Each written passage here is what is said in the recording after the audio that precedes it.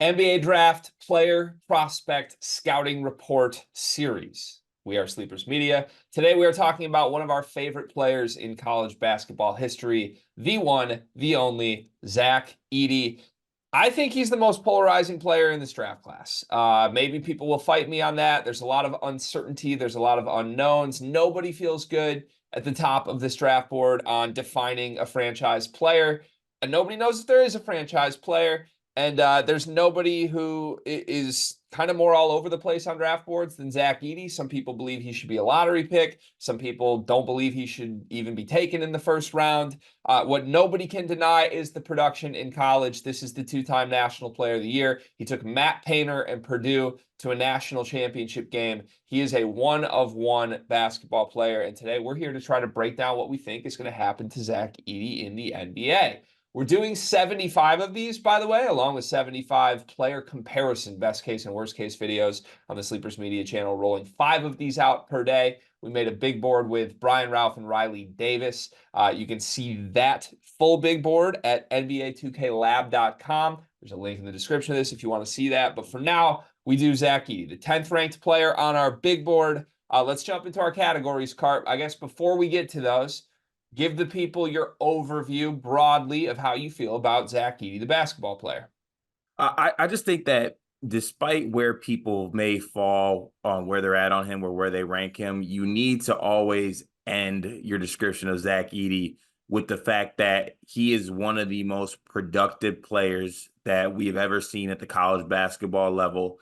And he's done so in a short period of time. I think he's only played basketball like organized for about 7 years. And what he was able to do at the college level, I think, is just undeniable. He was one of the most productive players we've seen at that level.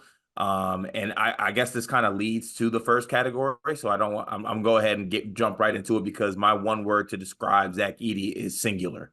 I think he is singularly just a player that you don't see every once in a while. And he's not singular in the same regards as like a Wemby or any of those guys who are just like kind of, I think, one-of-one talents. I just think that with his size and his ability, you can't really replicate what he's able to do. And the production adds up, what he was able to do with the NBA Combine. I mean, you go through his measurements and you're just like, what is this dude? I mean, he's in shape. He has the cardiovascular health to play major minutes. He knocks down free throws. He went to the Combine. He knocked down shots. His wingspan's incredible. Height's incredible, all that. And I that's why I come up with the one word to describe him. He's just a singular talent, in my opinion. I love it. Singular definitely applies to Zach Edey. Like I have been known to do through the years of you and I talking about Zach Edey, I will take it a step further. And I'm going to warn everybody. Are you gonna use the G word? I'm going to warn everybody for the rest of this video. That's what I'm going to do. I will warn everybody. Look, I don't know that there are many people, if any people on earth, who are higher on Zach Edey's NBA prospects than me. That's okay. I may be wrong. That's fine. I think a lot of my answers for the rest of these categories allude to the fact that I may be wrong.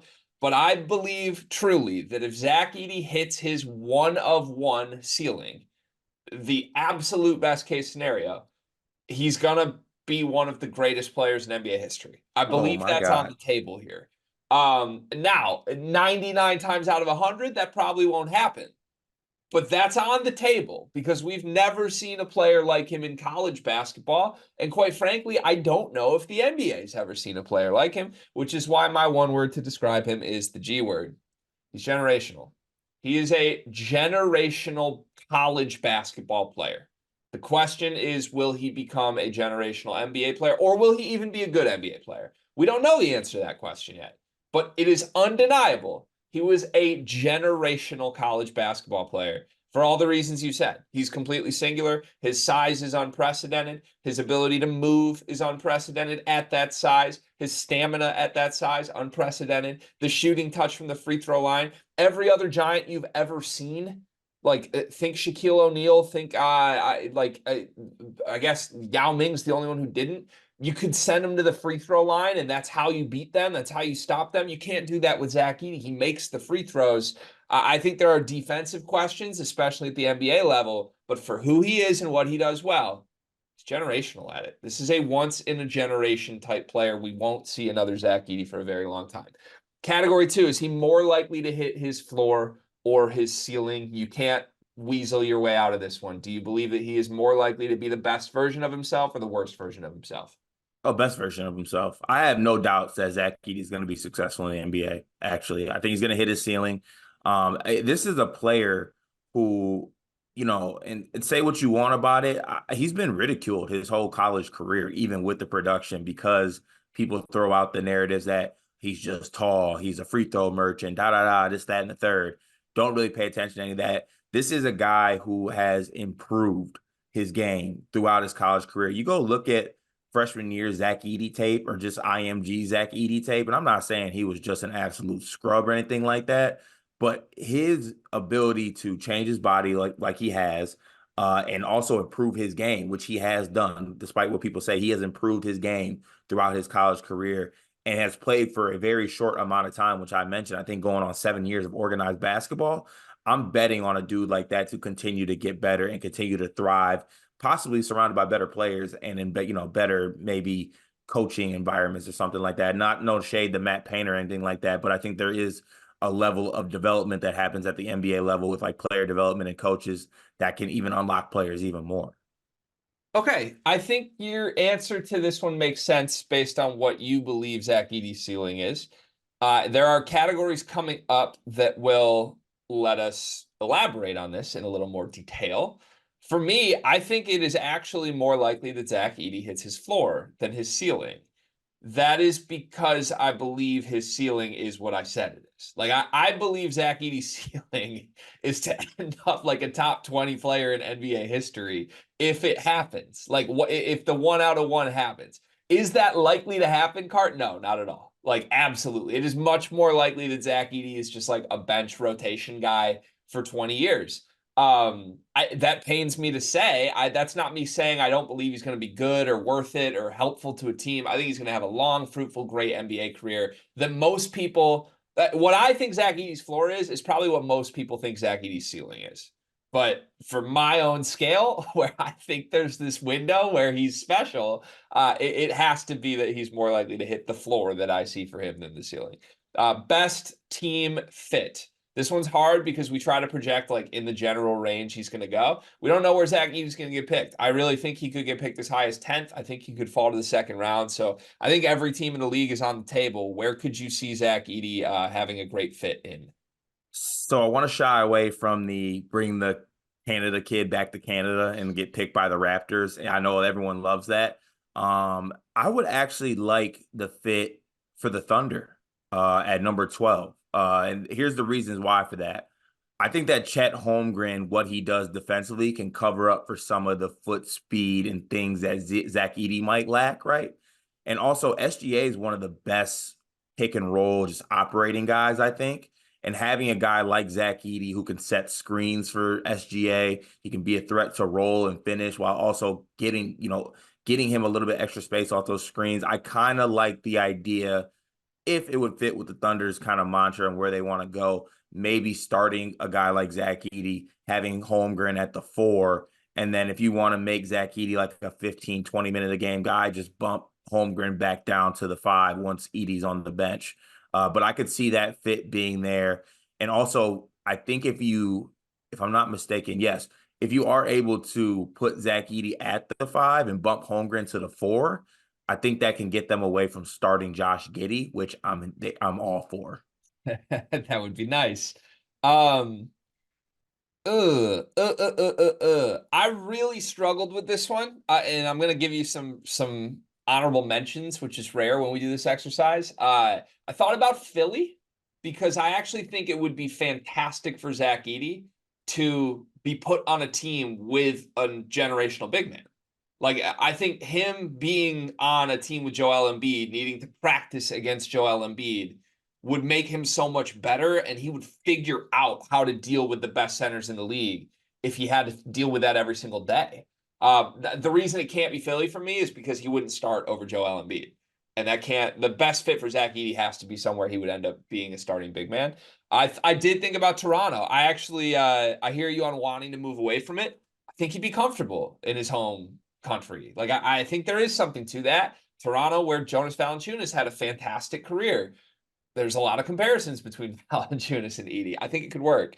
The one I settled on here, Milwaukee, and I don't feel great about it, but first off, Milwaukee as a town is like the NBA's version of West Lafayette. That's a winner. Like he'll be comfortable there.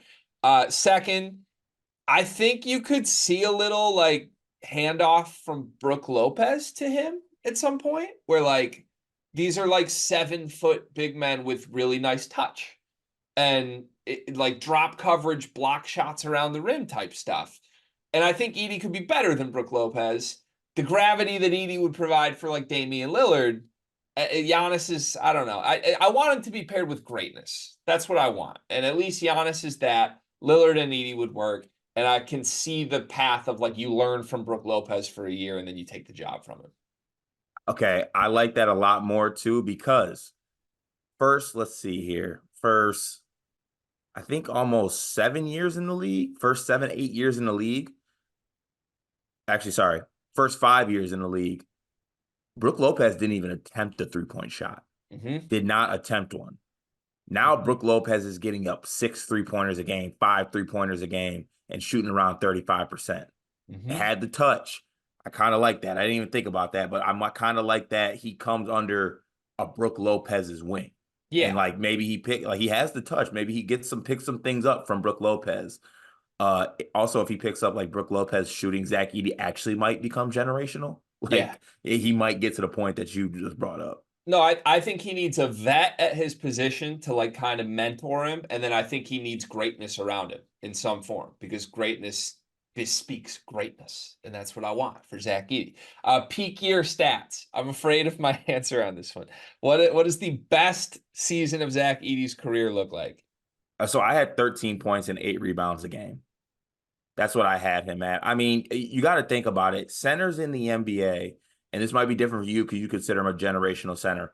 Outside of like the Joel Embiids, the Jokic's of the world, and the other. I mean, honestly, those are probably the two great centers, unless there's someone who's just like completely slipping my mind right now. But like those guys are just putting up like kind of generational stats. Guys like Wemby too. I guess I could throw in that category. Outside of that, like other starting NBA centers who are considered like really good starters are averaging like 12 and 8, 12 and 10, something like around at 13 and 10. And kind of when we get into the player comps, this will make a little bit more sense for me or what I see Zach Edey being, but I don't see him getting to that level of like a upper echelon center. I see him being a good NBA starting center. Okay. I can hear that. I don't hate that. If that's what you think the best version of him is, that's fine. A lot of people would agree with that. Um, for the record, I think he's a generational prospect. I don't know that he's a generational NBA player. I will never say that until we see him in the NBA. He was a generational college player, and for that reason, I think he is a generational prospect. There isn't another one like him. I think he's going to have at least one phenomenal year in the league, and phenomenal for me is 20 points and 11 rebounds a game. I think he will have a season where he is like arguably the best big in the league. Whether that means he makes an all NBA team, whether that means he makes a couple all-star teams, I don't know. That's the next category. But I think his best season, he will score 20 a game. He will land on a team that realizes how powerful his scoring is. Nobody can stop this man from scoring one-on-one. I don't believe there's a man on the planet other than maybe Wemby that can stop this man one-on-one. And Edey and Wemby played each other in the U18, and Edey was one of the 3 best players at the event. So I believe this is going to translate. And if there's just a team, he has to deal with, does the team want him to score 20 a game? A lot of teams don't want their center to score 20 a game. But if he lands in a spot that wants him to do that and play 30, 35 minutes, I think he will be productive, 20 and 11. In 5 years, what is he? Here's your categories. He could either be all NBA, an all-star, a starter, a bench guy in the G League, overseas, or a podcaster. In 5 years, where is Zach Edey? Starter. And I feel pretty good about that. I think he's like I said, I think he'll fall into that category of a good NBA starting center. I went starter as well. This is the only player in this draft that I considered all NBA for in 5 years. The only one. The only one I have a couple I put on the All-Star category that I'm not putting Edey on in 5 years. I think there's some guys who could hit their upside maybe like a little quicker. Because I think team fit is going to matter with Edey, and he'll probably land on a team that doesn't want to feature him, at least early in his career. So for that reason, I think you got a lean starter, and then maybe there's a team change, or maybe there's a realization moment a couple years into his career where teams are like, we should have this guy be our first option, and that's when some of the accolades could come for him. He is most likely to. It is kind of superlative. Zach Edey is the most likely player in this draft too. I struggle with this one. I'm disappointed in myself on this one. I wanted to have more of a fun, more realistic one. But the first thing that came to my mind was he's most likely to have a 30-point game his rookie year with no misses from the field. That's fun. Yeah, I think that could absolutely happen. Zach Edey is the most likely to sign autographs for 2 hours after a 27-point loss to Boston.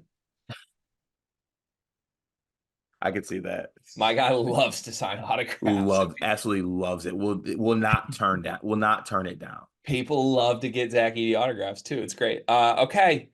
That is the video. Thank you for watching. I don't feel better about myself and my takes after this one. I'm scared, but I'm rooting so hard for you, Zach Edey. Go watch the other 74 versions of our prospect scouting report series on the channel right now.